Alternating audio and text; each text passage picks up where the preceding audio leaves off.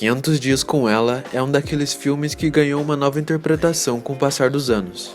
No começo, Summer era considerada a vilã da história, papel que depois passou a Tom. Mas essa não é uma história com vilões.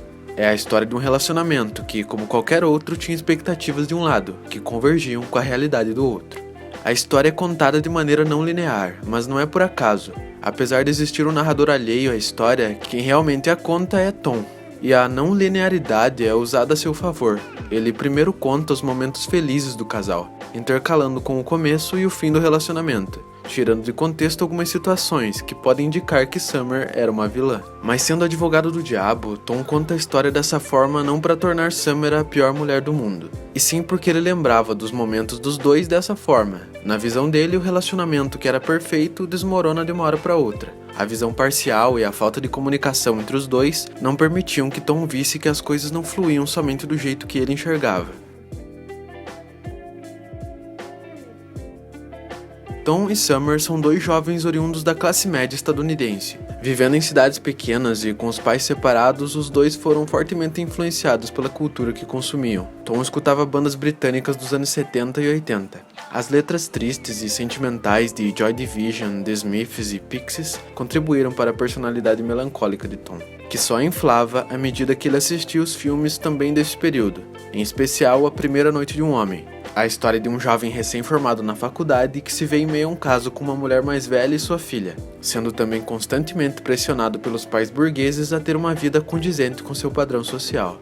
A personalidade melancólica de Tom o fazia acreditar que somente uma mulher especial poderia fazer com que ele atingisse a felicidade real, um ótimo parâmetro com outro personagem da cultura pop, Ted Mosby. Por outro lado, Summer tinha um miolo familiar e cultural parecido com o de Tom. Porém, a separação de seus pais teve uma influência diferente na sua vida. Summer se tornou desapegada de pessoas e lugares, ao mesmo tempo que essas pessoas pareciam criar um carinho especial por ela. Do mesmo jeito que ela não tratava as pessoas como prioridade em sua vida, as pessoas a davam mais atenção e concediam coisas para ela, o que ficou conhecido como o efeito Summer. Como eu disse, a forma não linear da história permite que ela seja contada de forma desorganizada. A história começa já no final, mostrando Tom aceitando a despedida de Summer. Depois, os dias regressam e avançam constantemente, de forma embaralhada, como na memória de Tom, servindo para comparar sentimentos antagônicos. Dessa forma, nós somos transportados até o subconsciente de Tom, vendo quando ele compara os seus dias mais felizes com os dias mais tristes. No começo, Tom diz que tudo ia bem, com direito à montagem de momentos felizes do casal, quando de repente o filme corta para a cena em que Summer termina o relacionamento. Ela inclusive cita o famoso casal Sid e Nancy. Para quem não conhece, Sid e Nancy foram um casal problemático do cenário underground de Londres nos anos 70, e que não acabou muito bem. Esse simbolismo de Summer não quer dizer que ela mataria Tom, mas que ela já não o suportava mais, que apesar dos interesses em comum, ela não sentia por ele o que ele sentia por ela.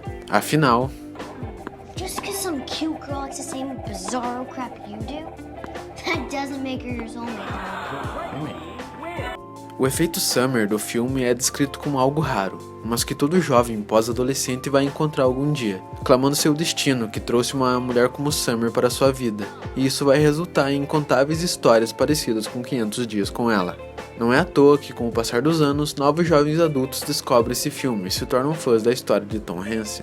A relação entre os dois, ou os 500 dias do título, podem ser divididas em 4 fases. Primeira, garoto encontra a garota, quando Tom vê uma menina bonita, até que ela cita uma banda que ele gosta, então ele começa a enxergar ela com outros olhos.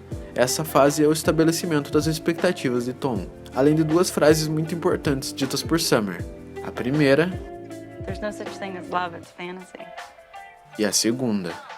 I think you're interesting, and I'd like for us to be friends. Segunda fase, o garoto começa a sair com a garota. Quando os dois começam a engatar um relacionamento que teoricamente não é um relacionamento em si, mas que se transforma num relacionamento aos poucos por livre e espontânea pressão de Tom, nessa fase ele mostra pra ela o lugar favorito dele na cidade. O lugar que representa talvez o maior nível de intimidade que ele compartilha, já que ele mostra pra ela só depois de... Então ela se sente confortável para mostrar a casa dela pela primeira vez, também contando histórias a ele, que Tom se refere como uma parte de Summer que você tem que merecer para conhecer. E em seguida, ela diz que nunca contou essas histórias para ninguém.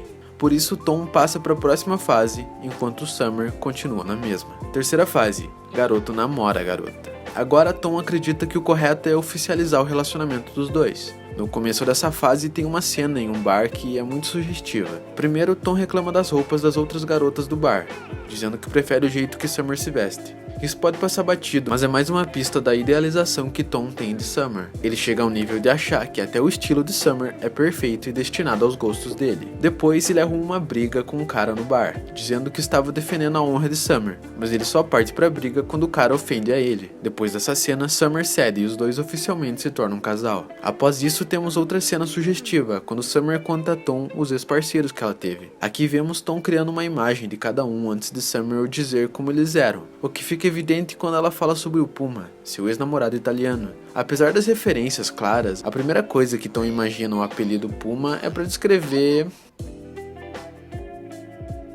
Ao longo do filme e do relacionamento, são inseridos trechos que mostram Summer descontente e infeliz com a situação. E o fim do relacionamento é decretado quando Summer assiste um dos filmes que Tom mais amou na sua vida e que ajudou a formar sua personalidade.